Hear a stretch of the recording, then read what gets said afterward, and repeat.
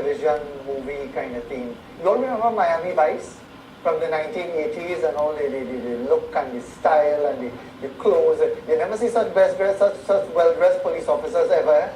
But anyway, it's a television concept that pays homage to the 80s with fashion and jargon, but with a modern twist and maybe a Trini twist as well, because it's Island Law. It's a police-themed series by Elevation Studios. They started working on this series in August of 2016, and the company is in the process of raising additional funds to complete the project, and that's why we have two guests with us. Maurice George, who is the chief coordinator at Elevation Studios, and he's joined by Nigel Zambrano, who is a cameraman and he's assisting in the production work as well. Good morning, gentlemen. Good to have you on the program here with us. So where are you at right now? Because you're reaching out for sponsorship. It's a difficult time economically. Maurice, how far are you away from completing the project? Well, we've done about 80% of the script so far. We have a couple of car chases to complete with the assistance of the police, of course.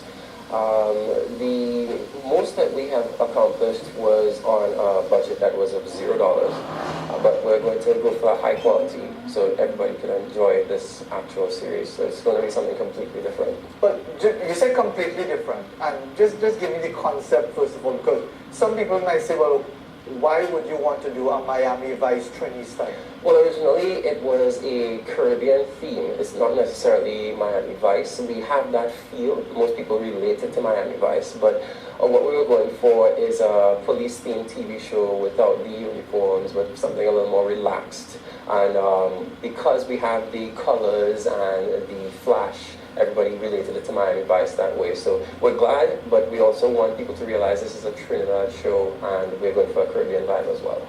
Nigel Zambrano, as far as your own involvement in the project, how challenging has it been to keep it going, to sustain the effort? Because it's not cheap. If you're looking for high quality, it costs a lot of money. How tough has it been to keep it going? It has been a bit tough. I mean, as you said, we basically doing everything and more or less on a zero budget. So of course, most of the team is chipping in wherever we could. Well, that's basically what is happening.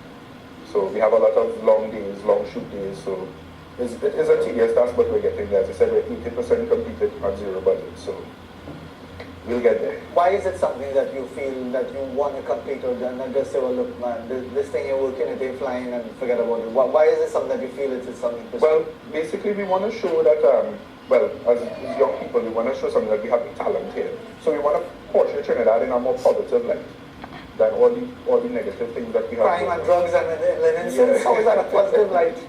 Well, it's so that talent. We have talent to create something out there to portray us that, you know, we have a lot of young people who have a lot of initiative and want to bring something to the table as well.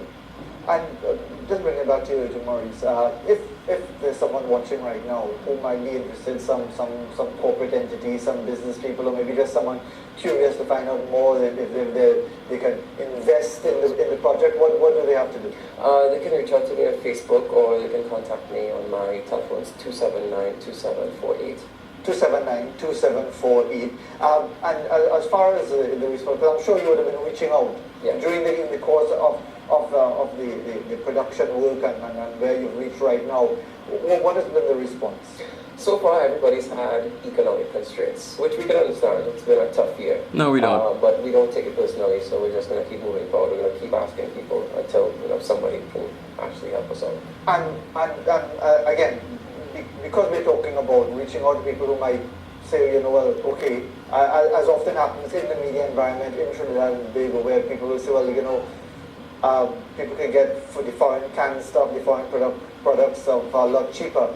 Why would you want people to see value in investing in something local in that sense? Well, we believe it's about time that Trinidad actually made TV series. Or last successful TV series we had was Westwood Park, in my opinion, that is.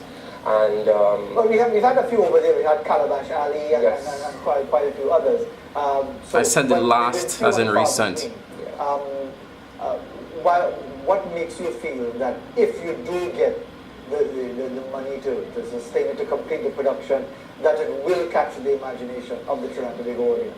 Because we want to implement certain action elements. We want to eventually use pyrotechnics. We've never actually had that done in this country. We've always relying on computer graphics to do those things. We want to actually let people see both regionally and internationally that we are capable of doing this as well. And Nigel, have you been working on other productions over the years? Apart from this, are you generally actively involved in movie making in Toronto? No, I haven't been actively involved in movie making, but I actually do photography in my spare time, so it was a smooth transition over to this because I did video for a couple of people for weddings and so forth. So when it came to me the idea, I said, yeah, sure, no problem. He read through the script and I said, yeah, no problem. And we just went with it and we've been going at it. And we'll continue to go at it. And what has been the generic as far as, because when you're in a major project, every day probably is something new, you learn something new. You talk about the level of commitment. We are, as Trinis, aren't often known for our commitment in many respects. How would you describe the level of professionalism of those involved in the production? Well, the level of, as we said, is basically running everything at a zero budget. So everybody has been committed to it because of the main goal is to get us out there in a different light.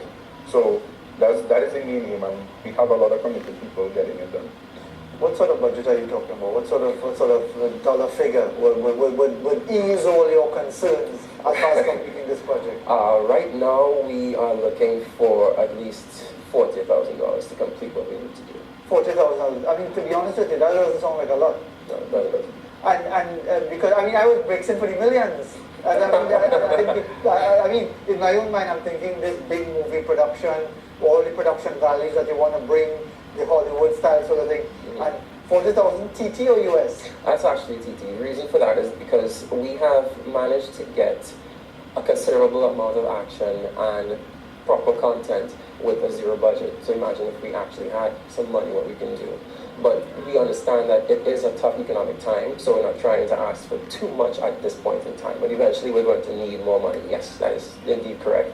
But for now, just for the sake of actually completing the pilot to that caliber, that should actually cover enough for what we need to do. So, so the first target you want to hit is $40,000. That would to complete the pilot, yes, to get the series going. But once that you think that will be the impetus for people to come on board to generate the funding to support the rest of the way? Yes, once they see what we can do with that, I believe they will. I believe strongly that they will, because we've accomplished a lot so far with what we've had. And Nigel, I mean, you would know me too well. We compare everything with Hollywood, with the big budget productions. Everybody went and watched Star Wars, even the fellow talking behind me kept talking about the production or whatever. Like he was analyzing things behind me to the point where I had to watch it over again a couple of days later after seeing the movie.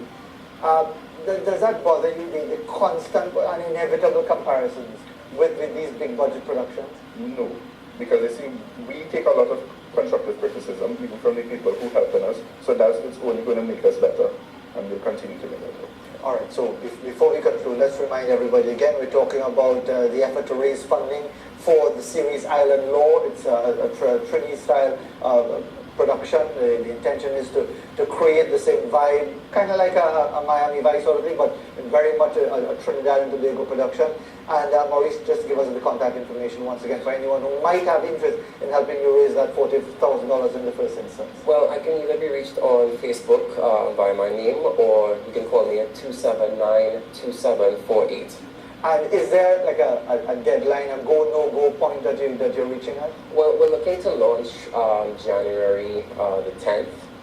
That's basically been our deadline for a while. All right, so January the 10th, which is what, about 3 weeks away from now, not too far again. Yes, not too far. You've got the contact information, and let's see if people will come on board to assist with raising the $40,000 so that we get the pilot in production and complete, and for you to get a good look at what it's really about. Let's hope people come on board and really support the effort. Thanks very much for joining us this morning. Thank you. We have the news coming up, and then I'll be back to wrap up the show.